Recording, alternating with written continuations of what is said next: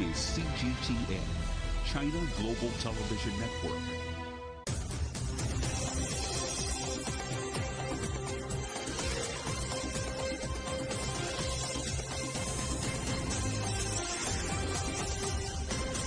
Live from London, this is The World Today. Hello, I'm Robin Dwyer. Welcome to the programme. Our top stories. Residents of Mykolaiv told to stay indoors as powerful explosions hit the Ukrainian city.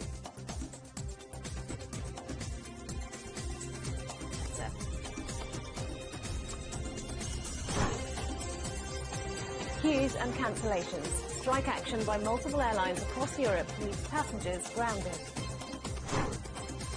China is hit by this year's first typhoon. Dozens of crew are missing after their ship sinks in the South China Sea. And as global COVID cases rise, researchers in Australia trial 2 possible vaccines that could better tackle future variants.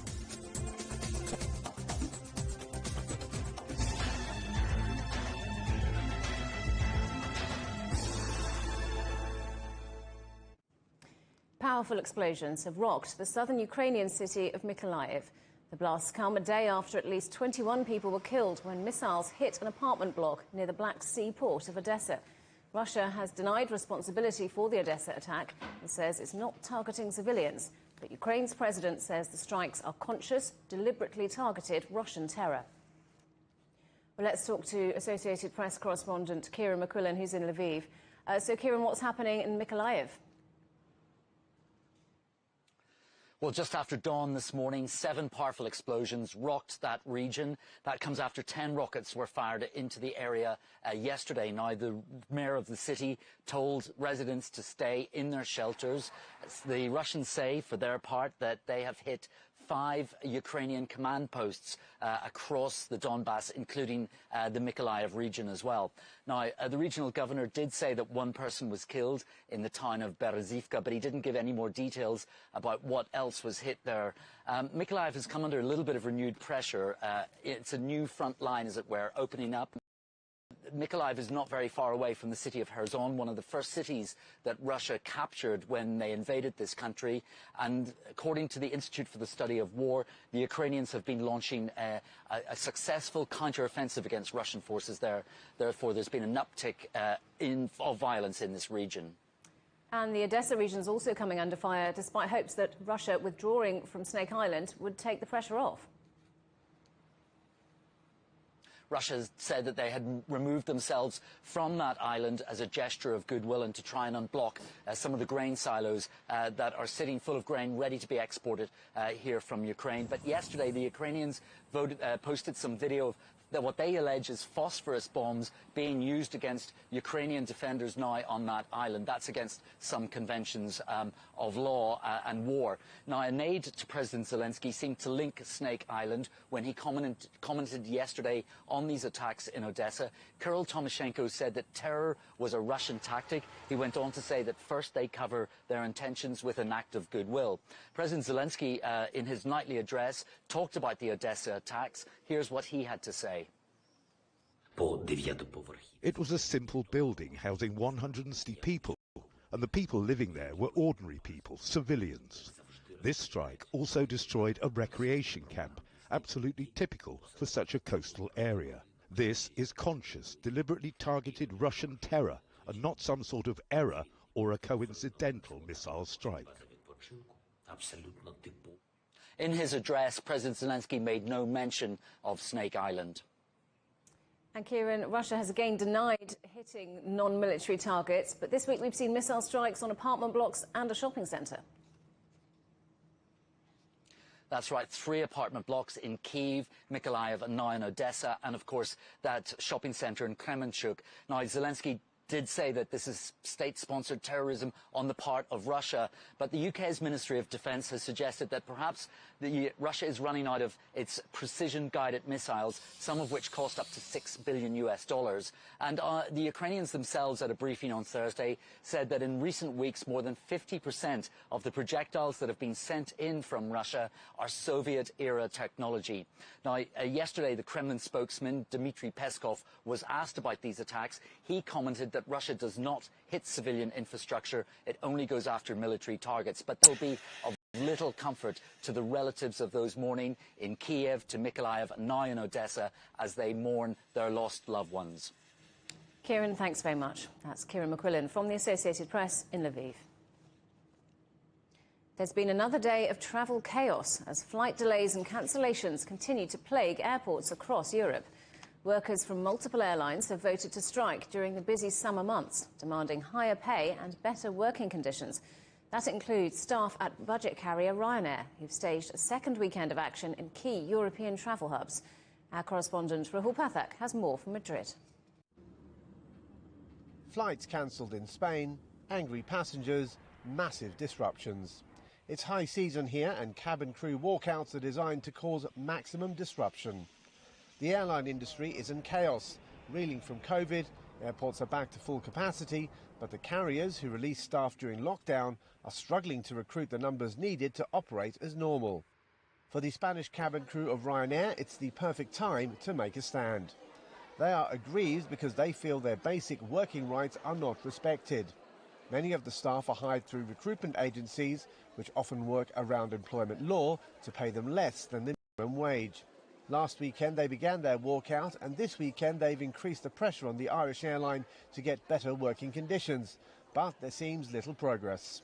Well, from the company side, we haven't received a single communication after the first 3 days of the strike. We just sent them joint communication between the two unions this very morning. So we are quite concerned that the company is not fulfilling their obligation to sit on the negotiating table they agreed to create in order to negotiate the first CLA for the cabin crews in Spain.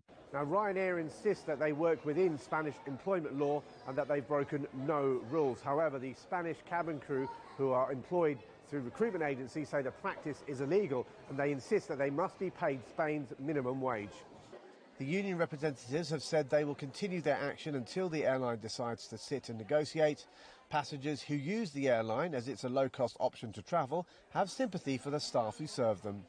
For sure, I believe that they should get a raise, because Ryanair is a low-cost airline, but I believe they gain a lot of money, a lot of income. They have a high profit also. If they tried another method and they didn't work, for sure they have to have protest to change the working conditions. The Irish airline is Europe's largest in terms of passenger numbers and is set to return to profitability this year. They will not hit pre-pandemic levels, but are on track to make a healthy profit. Meanwhile, the crew who helped make Ryanair a success continue to fight for what they see as their basic employment rights here in Spain. Rahul Pathak, CGTN, Madrid. Travellers in the UK are also struggling with repeated delays and cancellations. The government has called on airlines to run realistic flight schedules to avoid disappointment. Well, our correspondent Luigi Barco is here, so more travel chaos for airline passengers. What's causing it? Yeah, that's right. So Rahul touched on his piece that Ryanair and EasyJet were two of the carriers affected. They are some of the biggest in Europe, so the knock-on effect being felt here in the United Kingdom. Long queues for passengers at airports, including hubs like Heathrow Airport in London, which was once the busiest in the world for international passenger travel. There have also been lots of cancellations, reports that more cancellations could be announced by airlines in the coming days. Now, one key reason for these cancellations is that the government has given an amnesty of sorts to airlines to not meet the standard quota of 70% of flights that they have to put on to keep their slots at these airports. The thinking is by being more flexible, it will allow them to avoid the last-minute cancellations that we saw hit the UK travel sector last year, and lots of angry passengers. But still, there have been plenty of people who weren't too happy about turning up at the airport in recent days and recent weeks and having their flights changed or cancelled. And also, it's not just the airlines, but ground handling and other services in the airport that are impacted by this shortage of staff, essentially. So we have seen pictures emerge from Heathrow of long queues at the check-in desks, but also luggage being left on its own with no one there to really pass it on to customers. Why this is happening? Well, the COVID-19 pandemic is a big factor. That's something that's hit the sector across Europe and internationally. Lots of people left their jobs, were laid off, and trying to get them back has been a challenge, particularly when there's a shortage of jobs across the wider economy. And moving forward, British Airways, one of the biggest carriers here in the United Kingdom, is set to see hundreds of its own staff go on strike. So there could be more disruption to come. It's been approved for some time in July, and the thinking, at least, is that it's going to be sometime around later in July to coincide with the school holidays, which will mean hundreds, potentially thousands more passengers being impacted by more disruption. And here in the UK, it's not just airlines who are cancelling, it's also some trains. Yeah, that's right. And again, more strikes today. Greater Anglia train drivers going on strike for the second time in 2 weeks. A bit of a link to the aviation sector. Stansted Airport is among the route that's affected by this. So this is focusing on the east of England, London Stansted Airport, just northeast of London. So northeast London, some major events happening over the weekend. Concerts, for example, an Adele concert, the singer. Some people may struggle to get there. But the issue is overpay. They want to, these train drivers say they need to be paid more to try and keep up with the cost of living, which is rising. Inflation set to peak at 11% this year, according to the Bank of England, as their pay packets are reducing and buying them less. They're becoming poorer, and they say they need more money. But it is indicative of wider strikes in the economy, particularly in the public sector, which will be a challenge for the government. And looking at trains in particular, the RMT union, which represents a lot of workers there, has a mandate for 6 months of disruption, so there could be a lot more to come. Naweed, thanks very much. Our correspondent, Naweed Jabalkil. This week's episode of The Agenda is also looking at the crisis affecting the global travel sector. As Europe prepares for its summer holidays, Juliette Mann spoke to the Senior Vice President of the World Travel and Tourism Council and asked her why the travel industry seems so unprepared for takeoff. Job losses were, as we said, really hard during the pandemic. So more than 62 million people walked away of the sector. And obviously furlough schemes and all of these different initiatives really helped. But I think the challenge is, how do we bring these people back? And I think the other slight challenge is how the world has changed, how technology has advanced, how customers and consumers are now looking for more flexibility, shorter windows of booking. So perhaps some of the current jobs need to change, and we already know of companies that are adapting, that are rethinking some of their models, introducing more part-time or flexible working or even apprenticeship. So there is a lot happening in terms of workforce, but I think that the biggest challenge will be to make sure that we attract and retain some of these people and some of these employees. And you can see more of that interview on The Agenda right after the World Today at 16:30 GMT here on CGTN. Dozens of crew are missing in the South China Sea after their ship split into two during Typhoon Chaba. Rescue teams were sent from Hong Kong after workers were forced to abandon their vessel, which sank more than 300 kilometres from shore. Only 3 of around 30 crew are known to have survived. Chaba is the first typhoon of the year to hit China, bringing record rainfall and strong winds to several provinces. Well, CGTN's Sao Chufeng has more on the travel disruption caused by the typhoon from Guangzhou. It's still raining in Guangzhou city center. It's been raining quite heavily throughout the whole day today. We haven't seen much strong winds today, but we did see lots of rain. Right now, Guangzhou city center is only affected by the outer circulation of Typhoon Chaba, so the weather condition here isn't as bad as some other parts of Guangdong. Around 3 p.m. today, Typhoon Chaba made a landfall in Guangdong's southwestern city of Maoming. Cities in western parts of Guangdong reported heavy rains and rainstorms today. And some coastal areas have reported wind speed as high as 35 meters per second. And also, cities of Shantou and Chaozhou have both reported tornadoes. Right now, all flights crosses through Qiongzhou Strait between Hainan and Guangdong, and some railway lines passes through Zhanjiangxi railway station have been suspended. Weather authorities in Guangdong, Guangxi and Hainan have all issued level 2 response for typhoon. From today to 4th of July, these 3 regions are facing the risk of flood-related incidents. Cao Chufeng, CGTN, Guangzhou. You're watching CGTN. Still ahead. Tensions between Lithuania and Moscow threaten to drag a corner of Poland into the Ukraine conflict. We'll take you to the Suwałki Gap.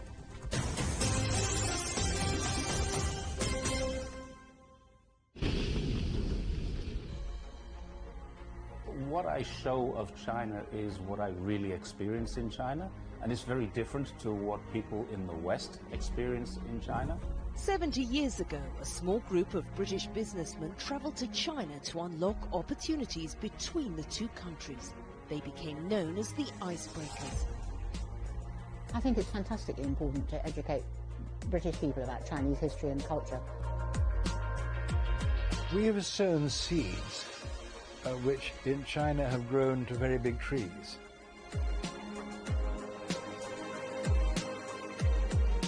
The values of horsemanship, respect, responsibility, compassion can be extended to all relationships.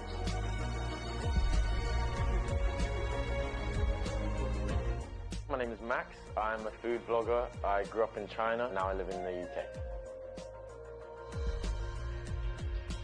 We deserve respect, and the Chinese people with their own culture also deserve respect. For cross-cultural understanding, I think food is a really good place to start.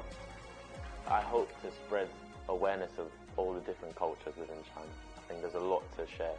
To increase understanding between cultures, I think time and patience is of course important, but the most important thing is responsibility.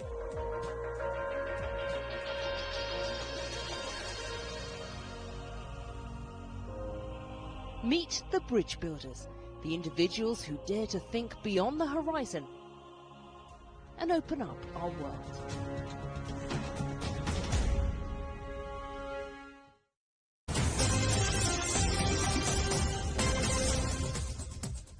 Welcome back. A reminder of our headlines. Queues and cancellations. Strike action by multiple airlines across Europe leaves passengers grounded. China is hit by this year's first typhoon. Dozens of crew are missing after their ship sinks in the South China Sea. Residents of Mykolaiv told to stay indoors as powerful explosions hit the Ukrainian city, a day after 21 people were killed by missile attacks in Odessa. Amid a standoff between Russia and Lithuania on the transit of goods to the Russian exclave of Kaliningrad, attention has turned to what's been called the Achilles heel of NATO, an area of land known as the Suwalki Gap. The area between Belarus, a Moscow ally, and Kaliningrad is thought to be a potential target for Russia. Our correspondent Julia Chapman reports from Suwalki in Poland. These Polish pastures were once ruled by Russia. Now they're in the heart of NATO. But tensions with Moscow are casting a cloud over the region. Marzena and her family live in the so-called Suwalki Gap. Military experts warn it's a prime target for Russia. We have neighbours that are Orthodox old believers. They came from Russia. We don't have any problems because they're culturally different. But in Russia things are going badly. Russia is unpredictable. Say what will happen. Maybe there are some unconscious fears because we live in this gap, but we will wait for events to develop. We think it'll be fine. The Suwalki Gap is the region where Poland meets Lithuania. It stretches from Belarus, a Russian ally, to Kaliningrad, Russian territory, and Moscow relies on these EU and NATO members to send goods to its distant outpost. One Russian lawmaker this week called for the gap to be closed. This is where NATO meets Russia. The juncture of Poland, Lithuania and Kaliningrad is the beginning of the Suwalki Gap, and it's the most vulnerable point in the alliance. Most Poles aren't worried. Their country is home to a NATO battle group led by US command. Poland is very well prepared. America is supporting us. Germany is supporting us. It's not as though we're not ready. In my opinion, Russia doesn't stand a chance. NATO plans to increase its presence in countries like Poland, and Warsaw is set to double the size of its army over 5 years. Other precautions are being taken too. Poland's cellars are being inventoried in case they need to be used as bunkers. I don't think there is a country in the world that could say it is 100% ready for war, because we're in the 21st century. We're in Europe, and that thought was very far away from us. Now we're surprised. Not New York, not Moscow, Nobody is prepared for war. There are still remnants of Russia's imperial reign here. Small communities of Orthodox Christians live in Suwałki County. Reluctant to appear on camera, one man told us he fears Moscow's intentions. He said Poland would be stupid not to learn from the past. Julia Chapman, CGTN, Suwałki, Poland. Keir Giles is a senior consulting fellow of the Russia and Eurasia programme at Chatham House. I asked him if military confrontation is the most likely outcome in the standoff between Lithuania and Russia over Kaliningrad. No, not at all. And in fact, we never have been. As you heard from your correspondent, there's always been a great deal of attention paid to this narrow strip of land between Kaliningrad and Belarus. But there's no particular reason why that should be a flashpoint any more than anywhere else along the borders between Russia and NATO.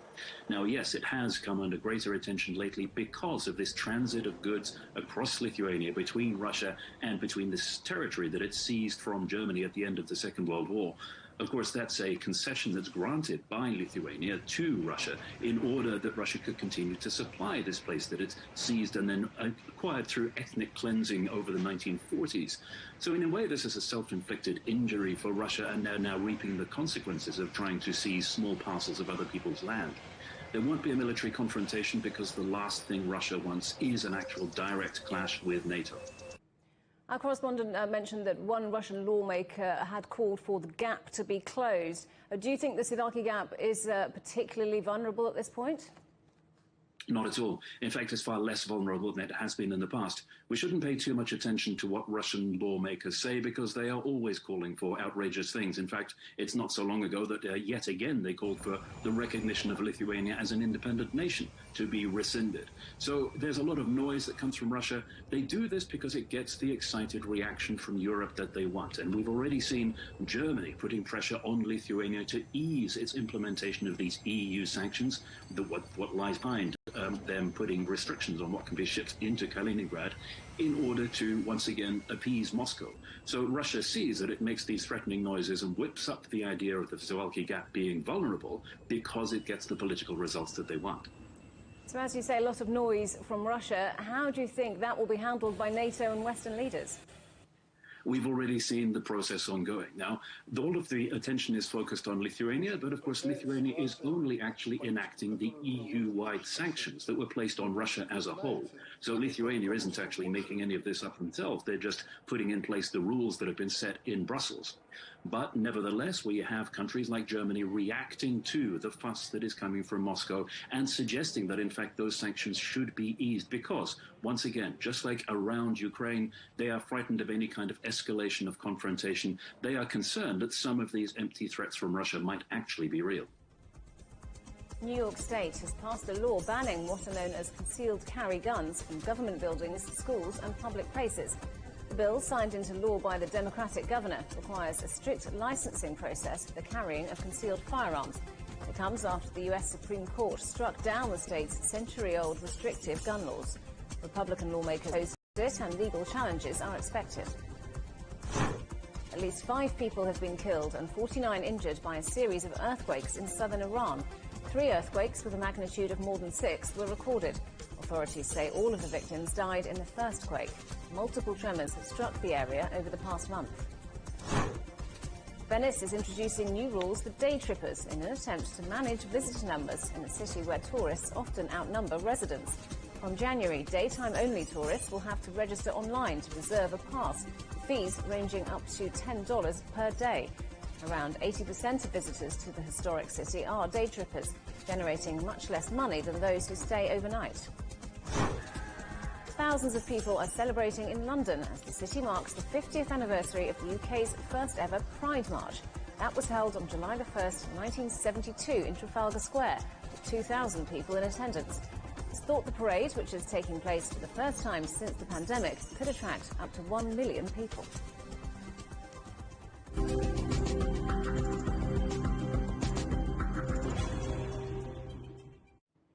More than 4 million new COVID cases were reported globally last week, up 18% on the week before. The World Health Organization says infections are rising in 110 countries. In Australia, researchers are testing a pair of COVID vaccines that could generate more immunity than any other currently on the market and be more efficient at fighting future variants. Our correspondent Greg Navarro reports. When the pandemic first hit, scientists at Melbourne's Doherty Institute were faced with a choice. Either stay at home or do COVID-related work, come in and do critical research. And so we very readily and very quickly adapted what we were doing in the lab. That work has led to the creation of a protein-based COVID vaccine unlike anything currently available on the market. While most vaccines focus on the entire spike of the virus, this one specifically targets the tip.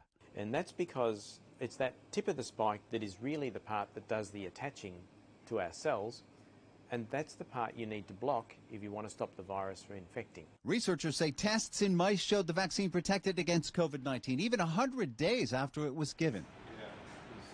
Not far from the Doherty Institute, researchers at the Monash Institute of Pharmaceutical Sciences have also developed a new COVID vaccine. This one uses a different mechanism to deliver the information, mRNA technology, found in other vaccines, including one made by Pfizer. And like the Doherty vaccine, it targets just the tip of the virus's spike. Potentially, we can adapt the vaccine to attack those variants more quickly than any other technology.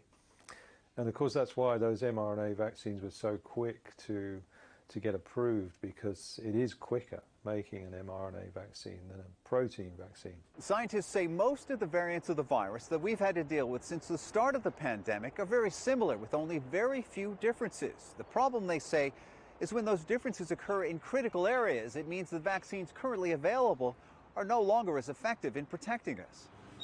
Researchers in Melbourne say the key to fighting variants of the virus again comes back to the tip of the spike, known as the receptor binding domain.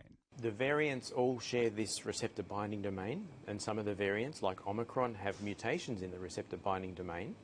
So our vaccine has to deal with that, but so far our preclinical results are suggesting that we are getting good responses across the range of variants.